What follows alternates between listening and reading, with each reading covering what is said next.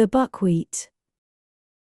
Very often, after a violent thunderstorm, a field of buckwheat appears blackened and singed, as if a flame of fire had passed over it.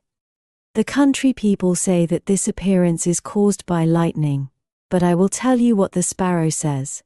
And the sparrow heard it from an old willow tree which grew near a field of buckwheat, and is there still. It is a large venerable tree, though a little crippled by age. The trunk has been split, and out of the crevice grass and brambles grow. The tree bends forward slightly, and the branches hang quite down to the ground just like green hair. Corn grows in the surrounding fields, not only rye and barley, but oats, pretty oats that, when ripe, look like a number of little golden canary birds sitting on a bough. The corn has a smiling look, and the heaviest and richest ears bend their heads low as if in pious humility. Once there was also a field of buckwheat, and this field was exactly opposite to old willow tree. The buckwheat did not bend like the other grain, but erected its head proudly and stiffly on the stem. "I am as valuable as any other corn," said he, "and I am much handsomer. My flowers are as beautiful as the bloom of the apple blossom, and it is a pleasure to look at us. Do you know of anything prettier than we are, you old willow tree?" And the willow tree nodded his head, as if he would say, "Indeed I do." But the buckwheat spread itself out with pride and said, "Stupid tree, he is so old that grass grows out of his body." There arose a very terrible storm. All the field flowers folded their leaves together or bowed their little heads, while the storm passed over them, but the buckwheat stood erect in its pride. "Bend your head as we do," said the flowers. "I have no occasion to do so," replied the buckwheat. "Bend your head as we do," cried the ears of corn. "The angel of the storm is coming. His wings spread from the sky above to the earth beneath. He will strike you down before you can cry for mercy."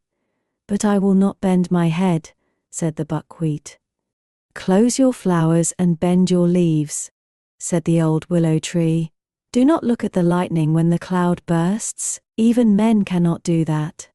In a flash of lightning heaven opens, and we can look in, but the sight will strike even human beings blind.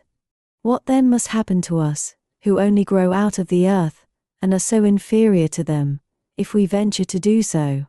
"Inferior indeed," said the buckwheat. "Now I intend to have a peep into heaven."